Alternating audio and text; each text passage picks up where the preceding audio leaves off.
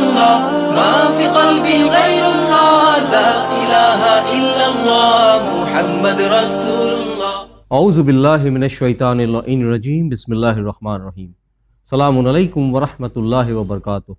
আল্লাহর রহমানির রহিমের নামের সঙ্গে আপনাদের সকলের মঙ্গল কামনা করে সাপ্তাহিক অনুষ্ঠান মাসাইলে জিন্দেগি বাংলায় আমি রওশন আলী নাশাদ আপনাদের সকলকে স্বাগতম জানাই। আশা করি আপনারা সবাই ভালো আছেন।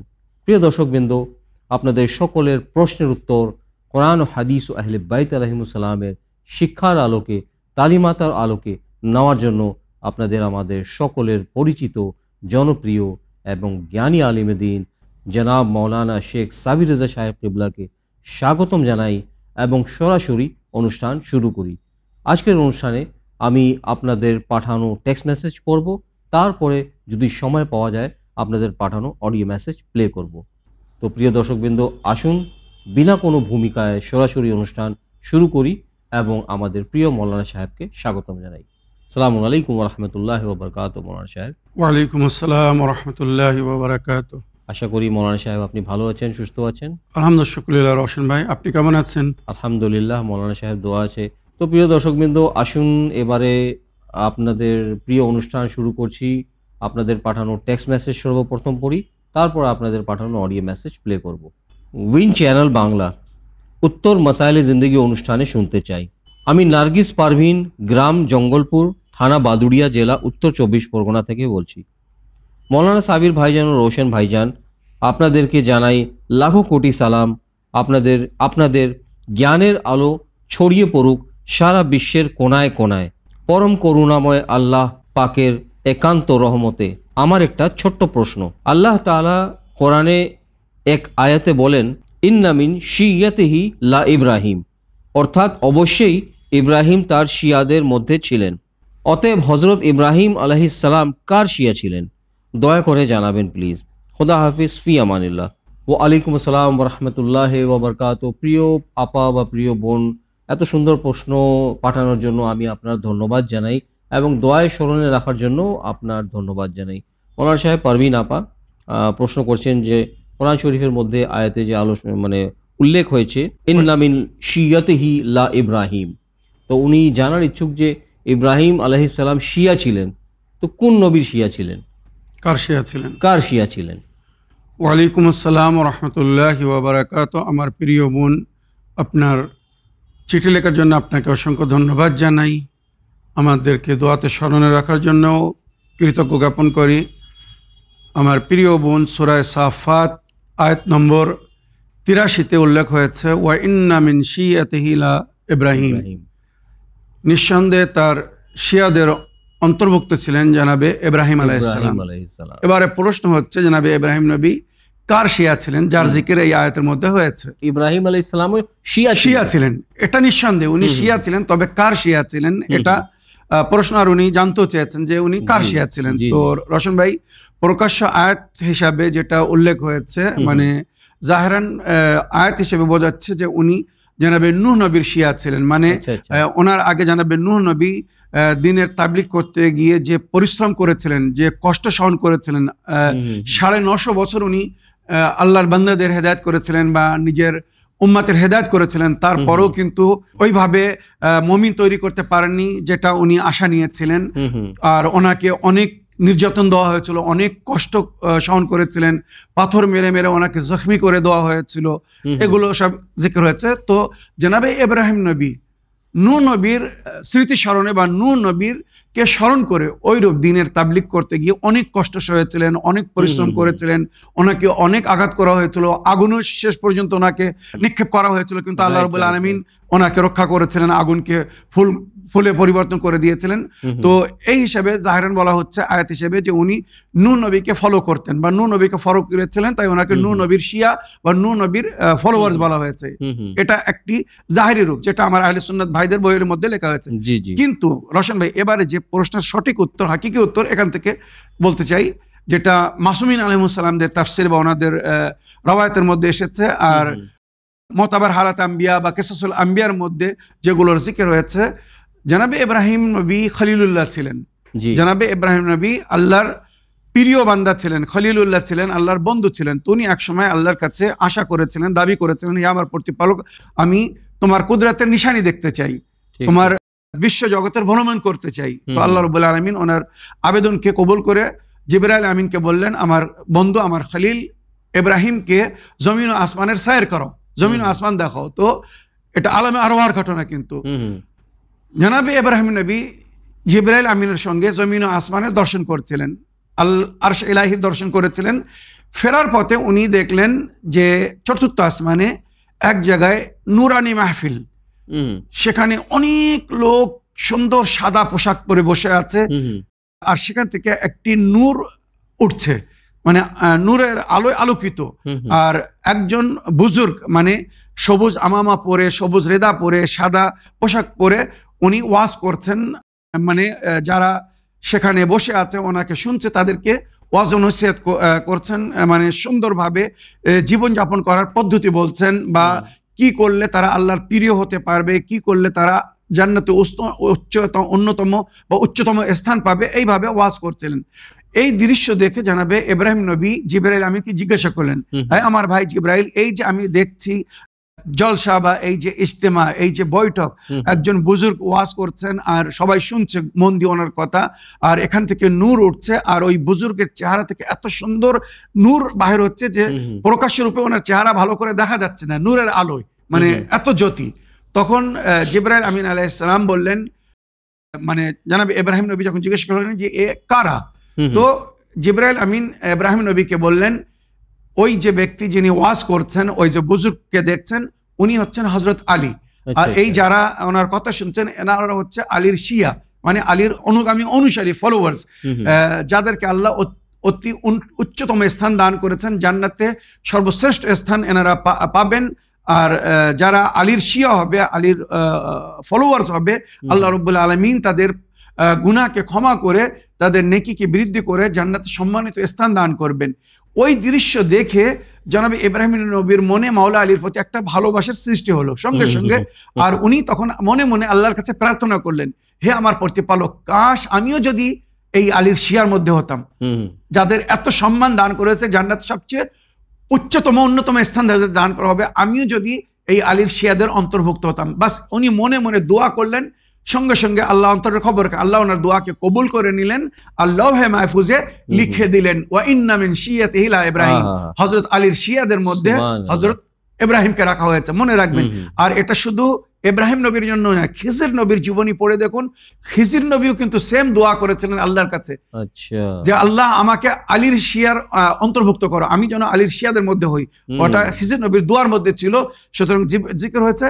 আর যেটা আমাদের রওয়ায়াত আমরা পেয়েছি, মাওলা আলী আলাইহিস সালাম নিজে বলেছেন, আমি আলেওয়া আরওয়াহ থেকে সমস্ত নবীর মদদ করেছি, আমি সমস্ত নবীর সহযোগিতা করেছি, হযরত আদম থেকে নিয়ে খাতিমুল মুরসালিন, খাতিমুল মুরসালিন যুগে উনি প্রকাশ্য রূপে এসে সহযোগী করেছেন, কিন্তু বাকি নবীদের উনি আলমে আরওয়াহ থেকে সহযোগিতা করেছিলেন, যেটা কেসাসুল আম্বিয়া বা মোতাবার হালাতুল আম্বিয়ার মধ্যে জিকির হয়েছে। তো এখান থেকে একটা জিনিস বোঝা যায়, যেটা তাফসিরে নিশাপুরি, হাকিম নিশাপুরি, আমার আহলে সুন্নাত ভাইদের মুফাসসির, উনি নিজের তাফসিরে লিখেছেন, কোন নবীকে ততক্ষণ পর্যন্ত নবুয়ত দান করা হয়নি যতক্ষণ না তারা হযরত আলী আলাইহিস সালামের ওয়ালায়াতের ইকরার করেনি। চিন্তা করুন, এখান থেকে বোঝা যায় যে সমস্ত নবীরা মাওলা আলীর ওয়ালায়াতের ইকরার করেছিলেন বলে নবুয়ত পেয়েছিলেন। তো ওইভাবে সবাই, মানে সমস্ত নবীরাও আলীর শিয়া, অন্তর্ভুক্ত শিয়া, যেটা আমাকে আলমে আমরা বলি, কারণ সেই সম্মানিত স্থান আল্লাহ ওনাকে দান করেছিলেন। তো এখানে আমার প্রিয় বোন, এই যে ওয়া ইন্না মিন শিয়াতিহি লা ইব্রাহিম বলা হয়েছে, মানে যারা ইব্রাহিম নবী আলমে আরওয়াহ থেকে মাওলা আলীর শিয়া ছিলেন, আর ওইরূপ আমাদেরকেও মাওলা আলী আলাইহিস সালামের শিয়া হওয়ার জন্য বলা হয়েছে। যদি কেউ মাওলা আলীর শিয়া হতে পারে, মাওলা আলী আলাইহিস সালাম তার শেফাত করবেন, আর জান্নাতে উচ্চতম স্থানে থাকবেন, যেখানে নবী, আল্লাহর ওলিরা বা আল্লাহর খাস বান্দারা থাকবে ইনশাআল্লাহ। আশা করি আপনার প্রশ্নে আপনি উত্তর পেয়েছেন। তো প্রিয় দর্শকবৃন্দ, আসুন আরেকটি টেক্সট মেসেজ পড়ি, দেখি কোথা থেকে কে কি জানার ইচ্ছুক। মাসাইলে জিন্দেগি বাংলা। আসসালামু আলাইকুম মৌলানা সাহেব, আমি নদিয়া জেলা থেকে রবিউল শেখ বলছি। মৌলানা সাহেব, আমার দুটি প্রশ্ন ছিল। আমার প্রথম প্রশ্ন হলো, প্রতিদিনের জিয়ারতগুলো এবং প্রতিদিনের বিশেষ দোয়াগুলো সময়ের অভাবের জন্য ফজরের নামাজের পরে পড়তে পারছি না, তাহলে আমি কি জোহর এবং আসরের নামাজের পরে পড়তে পারবো? এবং আমার দ্বিতীয় প্রশ্ন হলো 5 ওয়াক্ত ফরজ নামাজের পরে তাসবিহ জাহরা সালামুল্লাহ আলাইহা এবং আয়াতুল কুরসি এই দুটির মধ্যে কোনটি আগে পড়ব এবং কোনটি পরে পড়ব, আপনি একটু বলবেন। ওয়ালাইকুম আসসালাম রহমতুল্লাহি ওয়া বারাকাতু। আমার প্রিয় ভাই রবিউল শেখ সাহেব, আপনার চিঠি লেখার জন্য আপনাকে অসংখ্য ধন্যবাদ জানাই। আপনি দুটি প্রশ্ন রেখেছেন। আপনার প্রথম প্রশ্ন হচ্ছে, আমরা প্রতিদিন যে দোয়া পড়ি বা জিয়ারত পড়ি, বা যে জিয়ারত বা দোয়া প্রতিদিন পড়তে বলা হয়েছে, ওটা আপনি সকালের নামাজের পরে হয়তো পড়ার সুযোগ পাচ্ছেন না বা সময় পাচ্ছেন না। তাই আপনি জানতে চেয়েছেন যে জোহর আসরের পরে যদি পড়ি তো চলবে কিনা, হবে কিনা। অবশ্যই হবে। ওই দিনের দোয়া বা জিয়ারত যদি সকালের নামাজের পরে, যেটা আমরা পড়া যায়, অতি উত্তম। যদি কেউ সকালের নামাজের পরে না পড়তে পারে তো দিনের বেলা সূর্য উদয় হওয়া থেকে নিয়ে অস্তে যাওয়া পর্যন্ত এর মাঝখানে যে কোনো সময় ওই দিনের জিয়ারত বা ওই দিনের দোয়া আপনারা পড়তে পারেন। মনে রাখবেন, তবে নামাজের পরে পড়লে তার ফজিলত বেশি। সকালের নামাজের পরে বলুন বা জোহর আসরের নামাজের পরে বলুন, যে কোনো সময় পড়তে পারবেন। আশা করি আপনার প্রথম প্রশ্নের আপনি উত্তর পেয়েছেন। এবার আপনার দ্বিতীয় প্রশ্ন ছিল, নামাজের পরে তাসবিহ ফাতেমা জাহরা সালামুল্লাহ আলাইহা পড়তে হয় এবং আয়াতুল কুরসি পড়তে বলা হয়েছে সমস্যার সমাধানের জন্য বা রুজিতে বৃদ্ধির জন্য। তো আপনি কোনটি আগে পড়বেন? আগে তাসবিহ জাহরা পড়বেন না আগে আয়াতুল কুরসি পড়বেন? তো যেটা মাসুমিনের থেকে রওয়ায়াত হয়েছে বা আহলে বায়াত বলেছেন, নামাজের পরে সঙ্গে সঙ্গে তাসবিহ জাহরা পড়ার সওয়াব বেশি। 1000 রেকাত নফল নামাজের সওয়াব তাসবিহ জাহরা সালামুল্লাহ আলাইহা পড়া। তো আগে তাসবিহ জাহরা সালামুল্লাহ আলাইহা পড়বেন, পরে তাকিবাতের রূপে আয়াতুল কুরসি পড়বেন, কোনো অসুবিধা নেই। তবে যদি আপনি আয়াতুল কুরসি আগে পড়তে চান পড়তে পারবেন, কোনো অসুবিধা নেই। তবে উত্তম হচ্ছে আগে তাসবিহ জাহরা সালামুল্লাহ আলাইহা পড়বেন, তারপরে আয়াতুল কুরসি পড়বেন। আশা করি আপনার দুই প্রশ্নের আপনি উত্তর পেয়েছেন। তো প্রিয় দর্শকবৃন্দ, আসুন আরেকটি টেক্সট মেসেজ পড়ি, দেখি কোথা থেকে কে কি জানার ইচ্ছুক। এই প্রশ্ন মাসাইলে জিন্দেগির জন্য। আসসালামু আলাইকুম হুজুর, আমি বাংলাদেশ থেকে কবির হোসেন বলছি। হুজুর, আমার একটি প্রশ্ন ছিল কসর নামাজ প্রসঙ্গে। এই ঈদে আমি শ্বশুর বাড়ি বেড়াতে এসেছিলাম। এটা আমার জন্মভূমি না, কিন্তু আমার মার জন্মভূমি, তাই একটু জানানোর অনুরোধ রইল। আমার নামাজ কসর হবে না পুরো পড়তে হবে? এর আগে আমি নামাজ কসর পড়েছি। সবার সুস্থতা কামনা করছি। আল্লাহুম্মা সাল্লি আলা মুহাম্মদ ওয়া আলি মুহাম্মদ। ওয়ালাইকুম আসসালাম রহমতুল্লাহি ওয়া বারাকাতু। আমার প্রিয় ভাই কবির হোসেন সাহেব, আপনার চিঠি লেখার জন্য আপনাকে ধন্যবাদ জানাই। আপনি ঈদের সময় আপনার শ্বশুর বাড়িতে বেড়াতে গিয়েছেন, যেটা আপনার জন্মভূমি না, তবে ওটা আপনার মায়ের জন্মভূমি। তাই আপনি জানতে চেয়েছেন ওখানে আপনি নামাজ পুরো পড়বেন না কসর পড়বেন।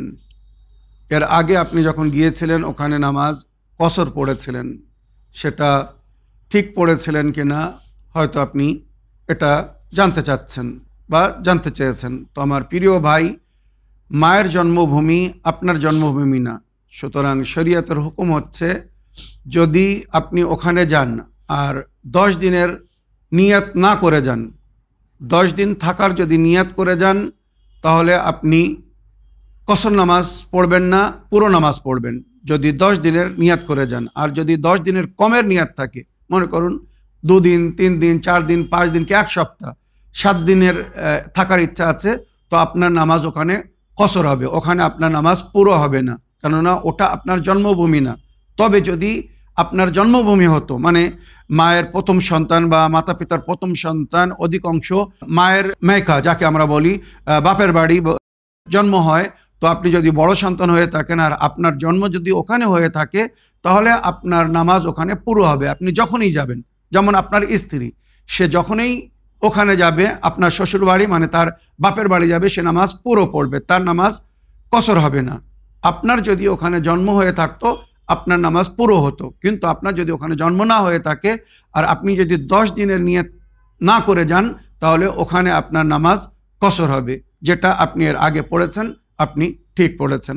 আর আপনার বাড়ি থেকে আপনার শ্বশুর বাড়ির দূরত্ব যদি মুসাফাত পুরো করে, মানে 44 কিলোমিটার যাতায়াত সফর হয়, একদিকের ভ্রমণ রাস্তা যদি 44 কিলোমিটার হয়, তো আপনার নামাজ ওখানে কসর হবে, আর যদি তার কম হয় তাহলে কসর হবে না। আশা করি আপনার প্রশ্নের আপনি উত্তর পেয়েছেন। আসুন আরেকটি টেক্সট মেসেজ পড়ি, দেখি কোথা থেকে কে কি জানার ইচ্ছুক। মাসাইলে জিন্দেগি বাংলা, সালামুন আলাইকুম, আশা করছি আপনারা ভালো আছেন। আমার প্রশ্ন হচ্ছে, কাপড়ে নাপাক রক্ত লেগে যায়, নাপাক রক্ত ধুয়ে নেওয়ার পরেও কাপড়ে নাপাক রক্তের দাগ থেকে যায়, তাহলে কি ওই কাপড় পরে নামাজ হবে?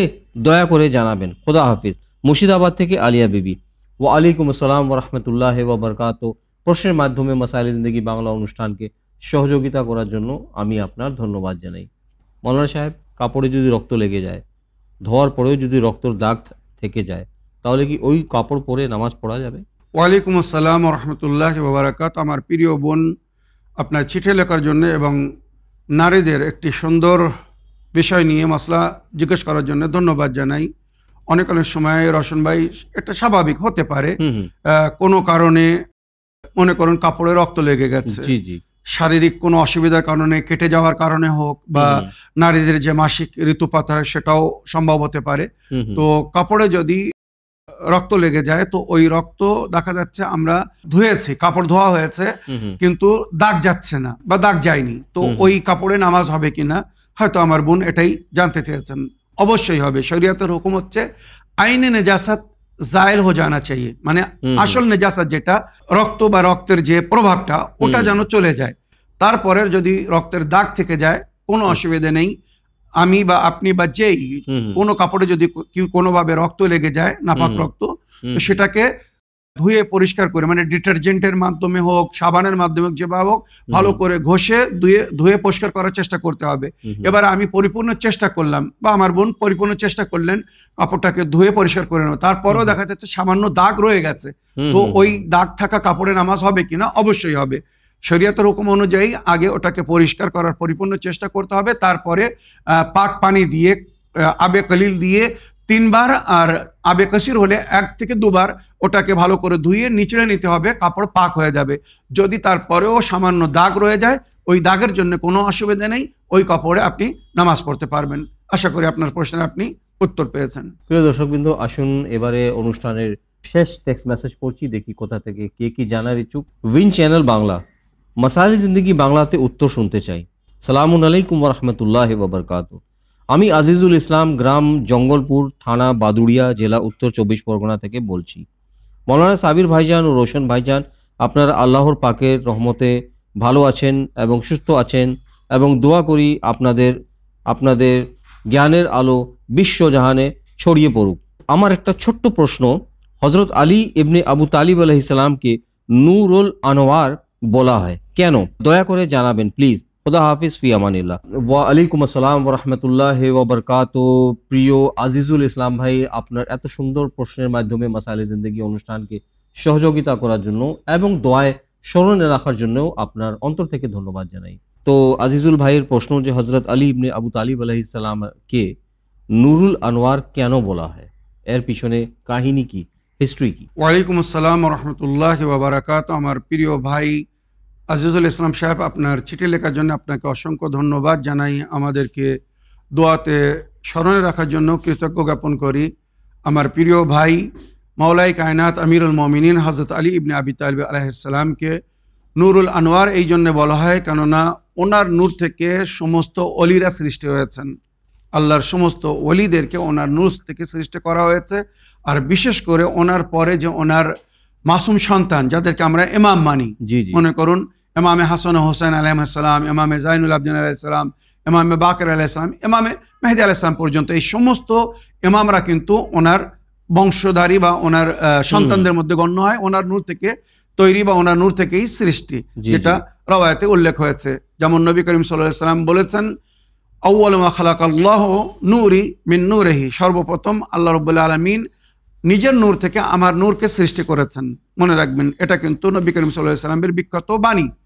আউয়ালু মা খালাকাল্লাহু নূরি মিন নূরিহি, আল্লাহ রাব্বুল আলামিন সর্বপ্রথম নিজের নূর থেকে আমার নূরকে সৃষ্টি করেছে। ওয়া আনা ওয়া আলিউন মিন নূরিন ওয়াহিদ, আর আমি এবং আলী এক নূরের 2 টুকরো, মানে মাওলা আলী আলাইহিস সালাম এবং নবী করিম সাল্লাল্লাহু আলাইহি ওয়াসাল্লাম একই নূরের 2 অংশ। জাযাকাল্লাহ। তারপরে মাওলা আলী আলাইহিস সালাম এবং ফাতেমা জাহরা সালামুল্লাহ আলাইহা উভয়ের নূর থেকে এবারে ইমাম বংশ, আল্লাহর ওলিরা সৃষ্টি হয়েছেন। জি, তো জি।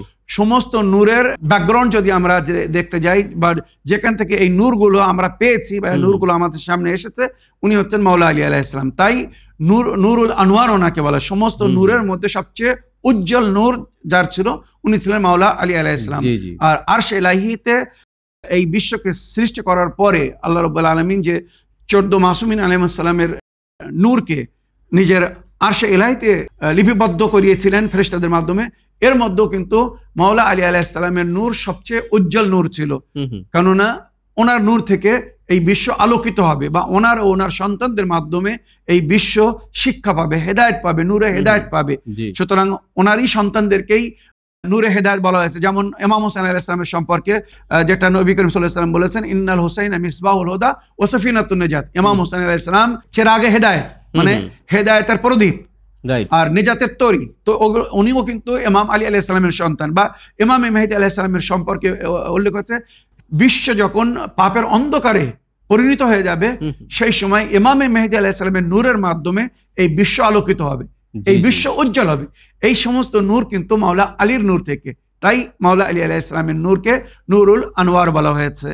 আরও এর পেছনে অনেক কিছু আছে যেগুলো ইনশাআল্লাহ অন্য কখনো বিস্তারিত আলোচনা করব। আশা করি আমার প্রিয় ভাই আপনার প্রশ্নে আপনি উত্তর পেয়েছেন। প্রিয় দর্শকবৃন্দ, আসুন এবারে সময় হচ্ছে আপনাদের পাঠানো অডিও মেসেজ প্লে করা।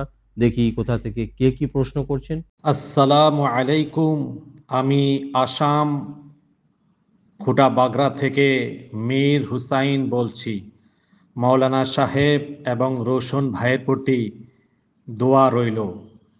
মাওলানা সাহেব, আমার প্রশ্ন হলো, সূরা মুহাম্মাদের 38 নম্বর আয়াতে কি বলা হয়েছে এই সম্পর্কে বিস্তারিতভাবে আলোচনা করবেন যাতে মানুষ বুঝতে পারে আল্লাহ রাব্বুল আলামিন কোরআনের মধ্যে কি বলেছেন। আল্লাহুম্মা সাল্লি আলা মুহাম্মাদ ওয়া আলে মুহাম্মাদ। ওয়া আলাইকুম আসসালাম ওয়া রাহমাতুল্লাহি ওয়া বারাকাতুহু। প্রিয় মীর ভাই, দোয়ায় স্মরণে রাখার জন্য এবং এত সুন্দর প্রশ্নের মাধ্যমে মাসাইল জিন্দেগি বাংলা অনুষ্ঠানকে সহযোগিতা করার জন্য আমি আপনার অন্তর থেকে ধন্যবাদ জানাই। মাওলানা সাহেব আমাদের নিয়মিত দর্শক এবং উনি স্বয়ং একজন মাওলানা। জি। তো অ্যাকচুয়ালি উনি যেগুলো প্রশ্ন করেন আমার মীর ভাই, অ্যাকচুয়ালি উনি নিজের জন্য কম, শেখানোর জন্য, অন্যদেরকে বোঝানোর জন্য, বলার জন্য। জি জি। তো ভাই জানার জন্য ইচ্ছুক যে সূরা মুহাম্মাদের মধ্যে 38 নম্বর আয়াতের মানে এর মানে ব্যাখ্যাটা কি বা এর পিছনে হিস্ট্রিটা কি। জাযাকাল্লাহ। ওয়া আলাইকুম আসসালাম ওয়া রাহমাতুল্লাহি ওয়া বারাকাতুহু। আমার প্রিয় ভাই মীর হোসেন সাহেব, আপনার চিঠি লেখার জন্যে এবং সর্বদাই আপনি সুন্দর প্রশ্ন করেন, সুতরাং এখনও একটা সুন্দর প্রশ্ন করেছেন, তার জন্যে আমি আপনাকে অসংখ্য ধন্যবাদ জানাই। আল্লাহ রাব্বুল আলামিন আপনার নেক তৌফিকাতে বৃদ্ধি করুন। আপনি অন্যদেরকে যেভাবে কোরআন ও হাদিসের মাধ্যমে আহলে বায়াতের পথের দিকে আমন্ত্রণ জানাচ্ছেন, তাদেরকে সঠিক জিনিস জেনে জানানোর চেষ্টা করছেন। আমার মীর হোসেন ভাই কিন্তু এইগুলো নিজে জেনে আবার অন্যদেরকে জানানোর চেষ্টা করছেন বা অন্যদেরকেও বলছেন। তো আল্লাহ রাব্বুল আলামিন এই নেকিতে ওনাকে শরীক করবেন এবং আজর সওয়াব দান করবেন। আমার প্রিয় ভাই, আপনি জানতে চেয়েছেন সূরা মুহাম্মদ পবিত্র কোরআনের 47 নম্বর সূরা, এই সূরার শেষ আয়াত, কিন্তু সূরা মুহাম্মদের শেষ আয়াতের সম্পর্কে উনি জানতে চেয়েছেন যে এই আয়াতে আল্লাহ রাব্বুল আলামিন নিজের বান্দাদেরকে কি হেদায়েত দিয়েছেন বা কি বলতে চাচ্ছেন, এই বিষয়ে উনি জানতে চেয়েছেন। তো আমি আয়াতটি পড়ে তার তর্জমা করতে চাই, তারপরে তার পিছনে যে ব্যাখ্যা বা তাফসির আছে ওটা আমি তুলে ধরবো। বিসমিল্লাহির রহমানির রহিম। হা আনতুম হাউলাই তুদআউনা লিতুনফিকু ফি সাবিলিল্লাহ। আল্লাহ রাব্বুল আলামিন নিজের নবী, প্রিয় নবী মুহাম্মদ মুস্তাফা সাল্লাল্লাহু আলাইহি সাল্লামের মাধ্যমে নবীর উম্মতকে বা নিজের বান্দাদেরকে আল্লাহ রাব্বুল আলামিন নেকির দিকে আমন্ত্রণ জানিয়েছেন, আল্লাহর পথে খরচ করার দিকে আমন্ত্রণ জানিয়েছেন। জান হোক, মাল হোক, যখন যেটা প্রয়োজন হবে সেটা খরচ করো। যেমন যুদ্ধের ময়দানে অনেক অনেক সময় জান দিতে হয়, আবার অনেক অনেক সময় মাল দিয়ে জান রক্ষা পায়। যারা যুদ্ধ করছে আর্থিক সহযোগিতা করে বিভিন্নভাবে যুদ্ধের হুকুম দেওয়া হয়েছে, আপনারা জানেন। জান দিয়ে, মাল দিয়ে, কথাবার্তা দিয়ে যুদ্ধ করো আল্লাহর পথে। হা আনতুম হাউলাই তুদআউনা লিতুনফিকু ফি সাবিলিল্লাহ, তোমরা তারা যাদেরকে আল্লাহর পথে খরচ করার জন্য আমন্ত্রণ জানানো হয়েছে। ফামিনকুম মান ইয়াবখুলু, তোমাদের মধ্যে কিছুরা আছে কৃপণতা করে, বখল করে, মানে খরচ করতে চায় না, না জান না মাল। ওয়ামাই ইয়াবখাল ফাইন্নামা ইয়াবখাল আলা নাফসিহি, আল্লাহ রাব্বুল আলামিন বলছেন যে কৃপণতা করবে সে নিজের নফসের উপরে কৃপণতা করবে। তোমরা যদি আল্লাহর পথে খরচ করো তো তার লাভ তোমাদের হবে, আল্লাহর কোনো লাভ হবে না। ইন আহসানতুম আহসানতুম লিআনফুসিকুম, যদি তোমরা নেকি করো, ভালো করো, মঙ্গল করো তো নিজের জন্য। তোমরা নেকি করলে আল্লাহর কোনো মঙ্গল হবে না, আল্লাহর কোনো ভালো হবে না। ওয়ামাই ইয়াবখাল ফাইন্নামা ইয়াবখাল আলা নাফসিহি ওয়াল্লাহু গনিয়ুন ওয়া আনতুমুল ফুকারা, আল্লাহ কিন্তু ধনী আর তোমরা ফকির। আল্লাহর প্রয়োজন নেই, প্রয়োজন তোমাদের। ওয়া আনতুমুল ফুকারা, এখানে বিশেষ করে যেটা জানার প্রয়োজন এই আয়াতের শেষ অংশ, যেটা আমার মীর হোসেন ভাই নিজেও জানতে চেয়েছেন এবং অন্যদেরকেও জানাতে চেয়েছেন বর্তমান পরিস্থিতি হিসেবে। ওয়া ইন তাতাওয়াল্লাউ ইস্তাবদিল কওমান গায়রাকুম, যদি তোমরা এই যুদ্ধ থেকে মুখ ঘুরিয়ে নাও, এই আল্লাহর পথে দান করা মানে জানের দান বা মালের দান, এই দান থেকে যদি তোমরা মুখ ঘুরিয়ে নাও, ইস্তাবদিল কওমান গায়রাকুম, তো আল্লাহ তোমাদের পরিবর্তে মানে তোমাদের জায়গায় অন্য এক কওমকে নিয়ে আসবে। ঠিক, লা ইয়াকুনা আমসালুকুম, যারা তোমাদের মতো হবে না।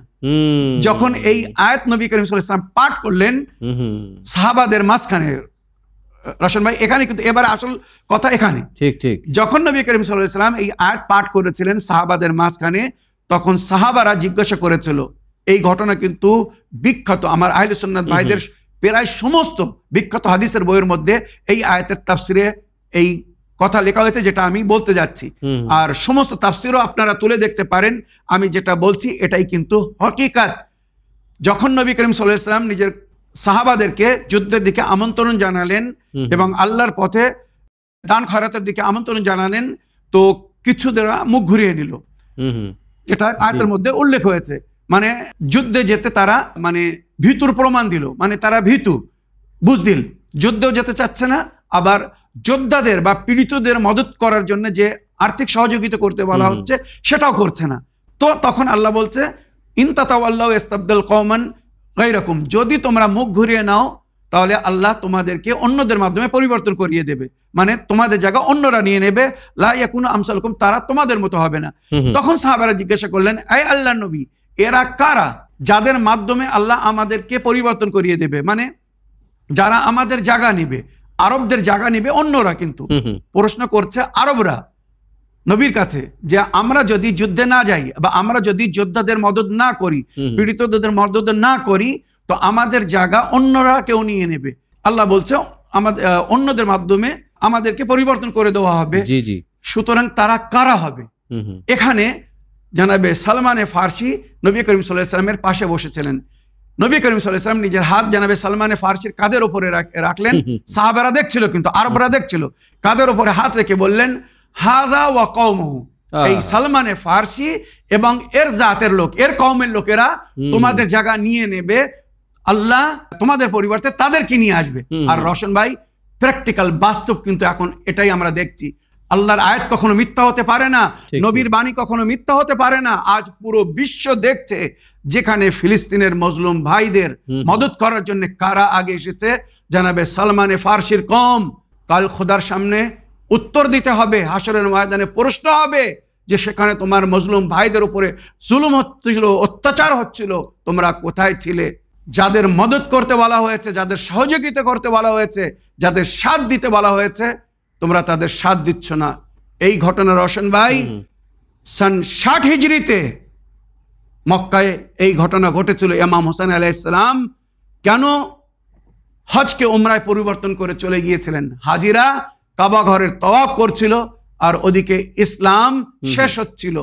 সেই ইসলামের রক্ষার জন্য ইমাম হোসেন আলাইহিস সালাম গিয়েছিলেন, দিনের রক্ষার জন্য, কাবার সম্মানকে বজায় রাখার জন্য ইমাম হোসেন আলাইহিস সালাম কাবা ঘরকে ছেড়ে আল্লাহর পথে যুদ্ধ করতে চলে গিয়েছিলেন। ওইরূপ আজ কেবলায়ে আউয়ালের সম্মান রক্ষা করার জন্য, কেবলায়ে আউয়ালকে আজাদ করার জন্য, মুসলমানদের এই সম্মানিত স্থানকে পুনরায় ফিরে পাওয়ার জন্য, প্রকাশ্যভাবে সেখানে আল্লাহর যাতে উপাসনা বা ইবাদত হতে পারে, তার জন্য আজ কারা লড়াই করছে? যারা হোসাইনি মুসলমান, যারা সেই ইমাম হোসেন আলাইহিস সালামের ফলোয়ার্স, সেই কম যাদের জিকির এই কোরআনে হয়েছে। তো আমার প্রিয় ভাই মীর হোসেন সাহেব, আশা করি এই আয়াত এবং এর তরজমা ও তাফসির যেটা আমি বললাম, যেটা আমার মুসলমান ভাইদের সমস্ত তাফসির বা রওয়ায়াতের মধ্যে উল্লেখ হয়েছে, যে জানাবে সালমানে ফার্সি এবং ওনার কওমের মাধ্যমে আল্লাহ এই আরবদেরকে পরিবর্তন করে দেবে, আরবদের জায়গা তারা নেবে। আর আজ তারা নিয়েছে, আলহামদুলিল্লাহ আল্লাহ ও রসুলের কথা সত্য হয়েছে। এবারে যদি আপনারাও সত্যবাদী হন, সত্যের স্বাদ দিতে চান, যেটা কোরআন আমাদেরকে আমন্ত্রণ জানিয়েছে, ইয়া আইয়ুহাল্লাযীনা আমানু ইত্তাকুল্লাহ ওয়া কুনু মা'আস সাদিকিন, হে বিশ্বাসীগণ তোমরা ঈমান স্থাপন করো, আল্লাহর ভয় করো আর সত্যবাদীদের সাথী হও। তো দেখুন সত্যবাদী কারা, তাদের সাথী হন যদি পরকালে নেজাত পেতে চান। আফসোস, দুঃখের বিষয়ে মুনাফিকরা সেই সময়ও ইসলামের বিরুদ্ধে অন্যদের সঙ্গে ছিল, আজও মুনাফিকরা মুসলমানদের বিরুদ্ধে ইহুদিদের সাথ দিচ্ছে, খ্রিস্টানদের সাথ দিচ্ছে, মুশরিকিনদের সাথ দিচ্ছে।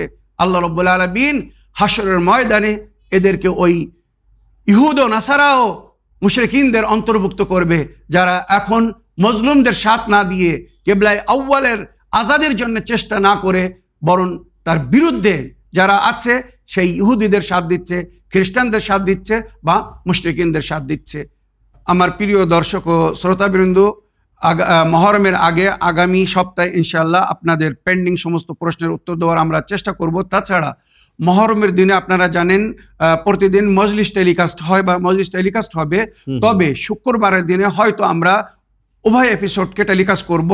সকালে মজলিস, দুপুরের পরে মাসাইলে জিন্দেগি বাংলা প্রসারিত হবে, আর নইলে সকালে মাসাইলে জিন্দেগি বাংলা আর দুপুরের পরে মজলিস। সুতরাং আপনারা যদি নিজের কোনো প্রশ্নের উত্তর নিতে চান তো আপনারা উভয় অনুষ্ঠানে প্রশ্ন রাখতে পারেন। বিশেষ করে মাসাইলে জিন্দেগিতে যদি আপনারা নিজের প্রশ্নের উত্তর দেখতে চান তো মাসাইলে জিন্দেগি উল্লেখ করবেন মহরমের 2 এপিসোডে। মহরমের সময় ইসলামের বাংলা অনুষ্ঠানের মাধ্যমে কারোর প্রশ্নের উত্তর দেওয়া হবে না। সুতরাং আপনাদের কাছে অনুরোধ, আপনারা মহরমের এই 10 দিনের মধ্যে যদি নিজের প্রশ্নের উত্তর শুনতে চান তো ইসলামিন বাংলার জায়গায় মাসাইলে জিন্দেগি বাংলাতে প্রশ্ন করবেন। আশা করি আপনারা সবাই নিজের প্রশ্নের উত্তর পেয়েছেন ইনশাআল্লাহ। বাকি যাদের প্রশ্ন আছে বা উত্তর পেন্ডিং রয়ে যাবে, আগামী সপ্তাহে আমরা সেগুলো পুরো করার চেষ্টা করব। মাশাআল্লাহ, খুব সুন্দরভাবে উত্তর দিয়েছেন মাওলানা সাহেব। আপনার এই ব্যস্ততার মধ্যে এসে অনুষ্ঠানে অংশগ্রহণ করে সকলের প্রশ্নের উত্তর কোরআন ও হাদিস ও আহলে বাইত আলাইহিমুসসালামের শিক্ষার আলোকে দেওয়ার জন্য আমি আপনার ধন্যবাদ জানাই। আশা করি আগামী অনুষ্ঠানেও, আগামী 2 শুক্রবারেও আপনি এইভাবে উত্তর দেওয়ার চেষ্টা করবেন। অবশ্যই রওশন ভাই, আলহামদুলিল্লাহ, শুকরিল্লাহ। আপনার বা আমার দর্শক বিন্দুদের সহযোগিতা আলহামদুলিল্লাহ আমাদের অনুষ্ঠান আমরা সুন্দরভাবে আগে নিয়ে যাচ্ছি। আশা করি আগামী দিনেও এইভাবে আপনাদের বা আমাদের দর্শক বিন্দুদের সহযোগিতা আমরা অনুষ্ঠানকে আরো সুন্দরভাবে আগে নিয়ে যাব। আর যেমন আপনি বললেন ইনশাআল্লাহ আমরা চেষ্টা করব মহরমের এই পর্বের মাঝখানে যদি অতি গুরুত্বপূর্ণ প্রশ্ন হয়, বিশেষ করে নজর নিয়াজ নিয়ে অনেক সময় প্রশ্ন হয় বা মহরমের মজলিস নিয়ে প্রশ্ন হয়, তো মহরমের আজাদারি বিষয়ে যদি কোনো প্রকারের প্রশ্ন থাকে তো আপনারা এই মাঝখানে জিজ্ঞেস করতে পারেন। এই বলে আজকের অনুষ্ঠান শেষ করার জন্য আপনাদের সকলের কাছে অনুমতি চাই। আশা করি আগামী অনুষ্ঠানে আপনাদের নতুন নতুন প্রশ্ন নিয়ে, মাসলা মাসাইল নিয়ে, দৈনিক জীবনের সমস্যা নিয়ে আপনাদের সঙ্গে আবার সাক্ষাৎ হবে। শুকরিয়া ও ধন্যবাদ। সালামু আলাইকুম ওয়া রাহমাতুল্লাহি ওয়া বারাকাতুহু। حسبي ربي جل الله ما في قلبي غير الله لا إله إلا الله محمد رسول